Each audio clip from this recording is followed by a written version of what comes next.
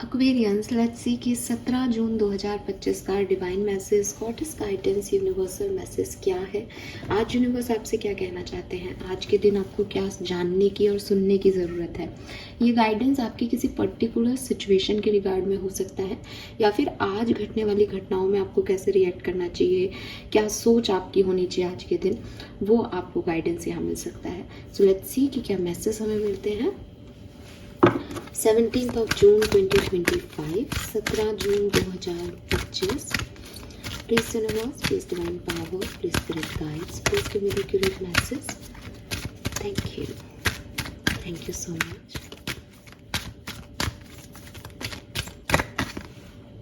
Alright, we have transformation and sacred space. Okay. Give me a second, guys. Okay.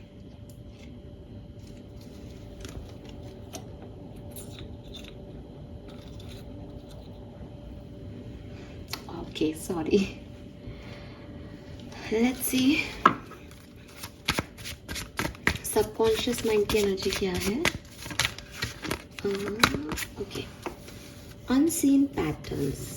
Okay, तो सबसे पहले तो मुझे यहाँ एक ट्रैवल एनर्जी दिख रही है विद दिस ट्रांसफॉर्मेशन। ये यहाँ पे भी गाड़ी आ गई और एक चैनल भी हो रहा है, कुछ एनर्जीज ड्राइविंग की, मोशन की। तो थोड़ा सा ध्यान रखें ड्राइविंग करते हुए, ठीक है। पहले तो मैं आपको ये कहूँगी, ध्यान से ड्राइव करें। Colour of the day is yellow. Yellow colour significant है आपके लिए। गुलाबी भी सिग्निफिकेंट है। ओके, पिंक और येलो कलर सिग्निफिकेंट है। एंड नंबर की बात करते हो तो नंबर 8 दिखता है, नंबर 5 दिखता है, 3, 2, 9, 8, 5, 3, 2, 9 ये नंबर यहाँ पे सिग्निफिकेंट है। नंबर 20 सिग्निफिकेंट है कुछ लोगों के लिए, 20 नंबर।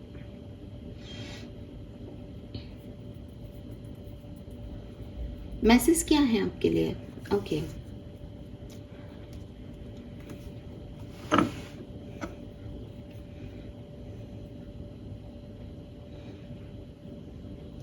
यहाँ से चलेंगे। सबसे पहला मैसेज जो मुझे यहाँ पे दिखाई देता है वो है कि आपको डिवाइन सोर्स से, डिवाइन एनर्जी से कनेक्ट होना चाहिए।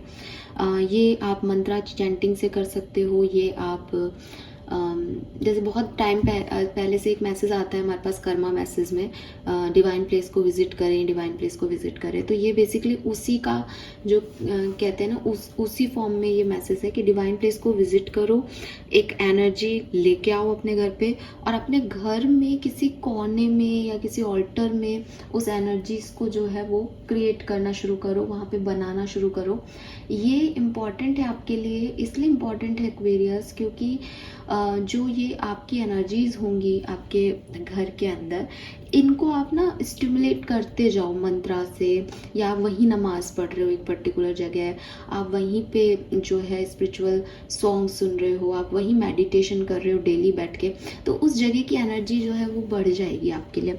और फिर कभी भी आपको लगे कि यार मैं यहाँ परेशान हूँ अपनी ज़िंदगी में, तो उस पर्टिकुलर जगह पे जा कर के जो है आप काम करो। हिंदू धर्म में हर जगह हमारे घरों में मंदिर होते हैं, तो ये बिल्कुल एक मंदिर की एनर्जी आपको बनाने को कही जा रही है। लेकिन क्या होता है कि मंदिर तो बना दिए या मूर्तियाँ तो रख दी, लेकिन आप उनकी पूजा नहीं कर रहे हो, तो उनमें वो एनर्जी नहीं आएंगी। जब तक मूर्तिकार मूर्ति बना रहा है तब तक उसमें कोई एनर्जी नहीं है। एनर्जी वो है जो आप विश्वास से क्रिएट करते हो, जो आप डेवलप करते हो। कहते हैं ना कि लड्डू गोपाल जो है वृंदावन के, वो तो किसी भक्त के साथ चले गए थे। तो क्यों, मूर्ति तो है, मूर्ति तो वहाँ रखी है, पर उसमें भगवान नहीं है। तो भगवान जो आना होता है, या हम जो कहते हैं कि भाई हमने अयोध्या में राम मंदिर बन गया, वहाँ पे एक मूर्ति लगा दी, वो बदल गई। हालांकि मैं इस पर कोई कमेंट नहीं करूँगी, लेकिन वो जो बदलाव दिखे वो क्या है, वो फेथ सिस्टम है, वो बिलीफ सिस्टम है। वो जब वहाँ पे अब इतने सालों सालों चैंटिंग होगी, तो वो अपने आप ही जो है भगवान वहाँ पे आ जाएंगे। क्योंकि प्राण प्रतिष्ठा के बाद इतने मंत्रों के साथ जब हम किसी भी पत्थर को भी पूजेंगे तो उसमें भगवान आ ही जाएंगे, क्योंकि भगवान तो हर कण में है। ठीक है। तो यूनिवर्स आपसे यही कह रहे हैं कि एक पावर प्लेस अपने घर में बनाएं जहाँ पे आप डिवाइन से कनेक्ट हो सकें। अगर आप उन लोगों में से हैं जो कभी यहाँ बैठ के मेडिटेशन कर लेते हैं, कभी उस रूम में मेडिटेशन कर लेते हैं, तो ये सही आपके लिए नहीं है। जैसे मेरा ये एक पावर प्लेस है, तो मुझे पता है कि यहाँ पे बैठ करके मैं वो नहीं हूँ जो मैं एक्चुअली में पूरी दुनिया में घूम के आ जाती हूँ। क्यों? क्योंकि यहाँ पे अपने आप ही चीज़ें बोलेंगी, कुछ मैं खुद भी सुनती हूँ अपनी बात, तो मुझे ऐसा लगता है कि ये मुझे कैसे पता है ये बातें, ये मैंने बोली हैं क्या? क्यों? क्योंकि यहाँ पे बैठ के मैं कुछ और हूँ। यहाँ पे इतनी ऐसी एनर्जी क्यों है? क्योंकि मैं यहीं की एनर्जीज को जो है अलग तरीके से ट्रीट करती हूँ। ये बिल्कुल डिवाइन कॉर्नर है घर का, तो वो जो है वो आपको भी अपने घर में बनाना चाहिए। और अगर आप शुरुआत करना चाहते हैं तो शुरुआत यही करें कि किसी बड़े मंदिर जा करके और फिर वहाँ पे जो है वो चीज़ें आप अपने ऑल्टर में स्थापित करें और डेली फिर वो वाइब्रेशन वहाँ दें। अगर आप नहीं दे रहे हो डेली वाइब्रेशन, तो वो एनर्जीज कब तक रहेंगी? चली जाती है एनर्जीज। तो उसे मेंटेन करना है। जैसे जब मैं वृंदावन गई थी तो मुझे ये मिला था बाकी बिहारी जी से, तो मैंने उसको यहाँ पे रखा है। तो ये एनर्जीज आपको क्रिएट करनी चाहिए अपने घर में। Then we have transformation. अब ट्रांसफॉर्मेशन का कार्ड देखो, कल ये कार्ड नहीं आया था, लेकिन हम कल से ही बात कर रहे हैं कि कुछ तो बदलने वाला है। ठीक है, बी रेडी।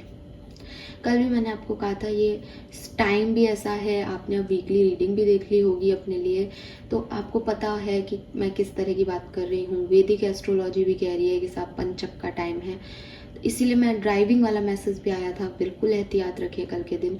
तो ये सब चीज़ें जो हैं वो आपको कह रहे हैं कि लाइफ में कुछ बदलने वाला है, लेकिन आप उस बदलाव को बुरा ना मान के चलें। ऐसा नहीं सोचे कि यार बुरा होने वाला है, अब तो बुरा नहीं होने वाला, लेकिन आप जैसे अपनी ज़िंदगी को अभी जी रहे हो उसमें चेंज आएगा, बदलाव आएंगे आपकी सोच में, आपके एक्सटर्नल एनवायरनमेंट में। और जब आपकी सोच बदलेगी, आपका एक्सटर्नल एनवायरनमेंट बदलेगा, तो डेफिनेटली आपके इंटरनल एनवायरनमेंट, आपके स्पिरिचुअल पाथ में भी डिफरेंसेस आएंगे। उल्टा भी हो सकता है कि आप स्पिरिचुअली अवेकन हो जाओ तो आपका थॉट प्रोसेस बदल जाए, जिससे आप अपना एक्सटर्नल एनवायरनमेंट चेंज कर लो। बट ये बदलाव का समय है एक्वेरियस, इस बात को हमेशा ध्यान रखें। और बदलाव को, चेंज को हमेशा ऐसे ही मान के चलें कि साहब कुछ अच्छा ही होगा। ठीक है, कुछ अच्छा ही होगा। क्यों? क्योंकि वही बात है कि बदलाव सृष्टि का नियम है।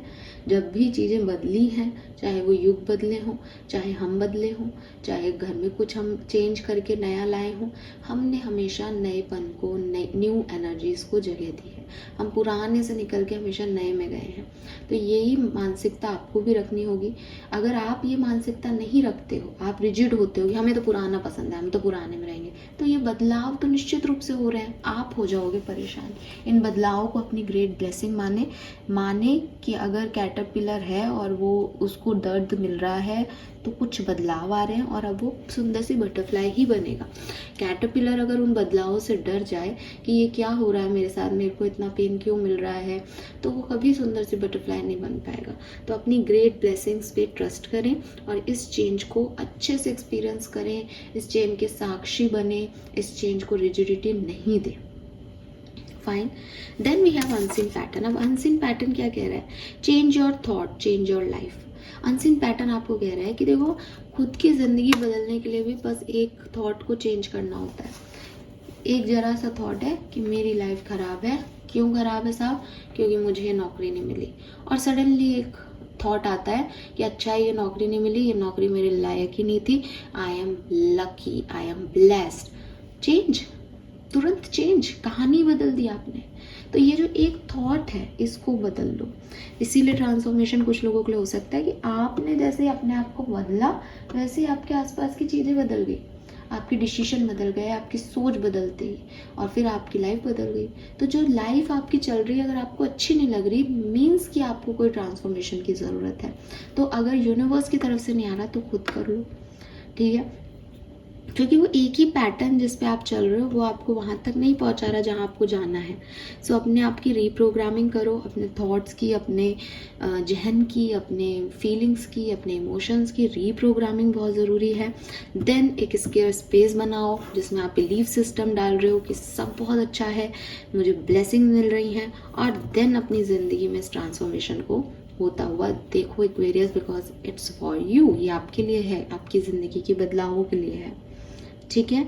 सो ये मैसेज मुझे यहाँ पे आपके लिए मिल रहा है। और अगर आप उनमें से हैं जो अब आप मेरे को मन में ये चल रहा है, नहीं हमें तो कोई बदलाव नहीं चाहिए, हम तो ऐसे ही खुश हैं, हमको तो कुछ नहीं चाहिए, तो यूनिवर्स आपके हिसाब से नहीं चलता, इस लाइफ के हिसाब से ही हमें चलना होता है।